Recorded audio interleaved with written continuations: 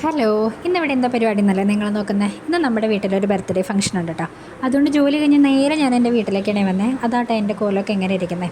ഇനിയിപ്പോൾ birthday ആരുടെയാണെന്നല്ലേ? Birthday നമ്മുടെ തുത്തിരിയുടെ ആട്ടോ. തുത്തിരി എൻ്റെ ചേട്ടൻ്റെ മോളാണേ. അവർ ദുബായിലായതുകൊണ്ട് കഴിഞ്ഞ 2 വർഷത്തെ നറുക്കും ദുബായിലാട്ടോ വേണത്.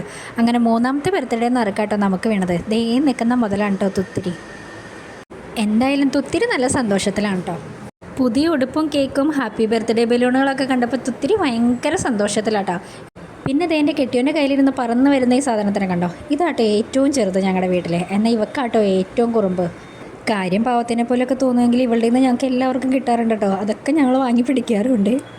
അങ്ങനെ നമ്മുടെ തുത്തിരി റെഡിയായി നിൽക്കട്ടെ. ഇനി കേക്കൊന്ന് വന്നാൽ മതി അവൾക്ക് കട്ട് ചെയ്യാൻ. Happy birthday to you, happy birthday to you, happy birthday.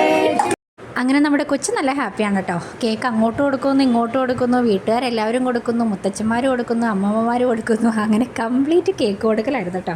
പിന്നെ ബർത്ത്ഡേകൾ എല്ലാവരെയും നിന്ന് കേക്കൊക്കെ വാങ്ങി കഴിച്ചിട്ടാ. ഇനി അടുത്തത് ബർത്ത്ഡേകളുടെ ഊഴാണ് കേട്ടോ. അപ്പോൾ ആളും ഇതുപോലെ തന്നെ കേക്ക് എടുത്ത് അച്ഛനും അമ്മമ്മയ്ക്കും അച്ഛമ്മയ്ക്കും എല്ലാവർക്കും മാറി മാറി കൊടുക്കുന്നുണ്ട് കേട്ടോ. പിന്നെ കൊടുക്കുന്ന കേക്കൊന്നും കറക്റ്റായിട്ട് അച്ഛമ്മയുടെ അച്ഛൻ്റെ വായിലെത്ര നിർബന്ധം ആരും പിടിക്കരുത് കേട്ടോ. കാരണം അവൾ കുറച്ച് കഴിച്ച ശേഷമേ ബാക്കി എല്ലാവർക്കും കൊടുക്കൂ. പിന്നെ അത് കഴിഞ്ഞിട്ടുള്ള കലാപരിപാടി കിട്ടി ഗിഫ്റ്റൊക്കെ തുറക്കലാട്ടോ. അപ്പോൾ അതിൽ നിന്ന് കിട്ടിയ മൈക്കിൽ നാട്ടി പാടുന്നത്. കിട്ടി ഗിഫ്റ്റുകളൊക്കെ പൊട്ടിച്ച് കളികളൊക്കെ കഴിഞ്ഞപ്പോഴേക്കും നമ്മുടെ ടുട്ടിരി കുറച്ച് ഓക്കെ ആയിട്ടോ. അപ്പോൾ അത് കഴിഞ്ഞ് ഞങ്ങൾ നേരെ ഫുഡ് കഴിക്കാൻ പോയിട്ടോ. പിറന്നാളൊക്കെ നേരത്തെ കഴിഞ്ഞുകൊണ്ട് ഞങ്ങളൊരു നോൺ വെജ് ഫുഡായിട്ട് ഉണ്ടാക്കി. അപ്പോൾ അതൊക്കെ കഴിഞ്ഞപ്പോഴേക്കും ഒരുപാട് ലേറ്റ് ആയിട്ടാണ്. നമ്മുടെ കുഞ്ഞിതൊക്കെ കിടന്ന് ഉറങ്ങി. അപ്പോൾ അവരുടെ അടുത്ത് യാത്രയൊക്കെ പറഞ്ഞ് ഞങ്ങളും വീട്ടിൽ പോയിട്ടോ. അപ്പോൾ അത്രയേ ഉള്ളൂ, ബായ്.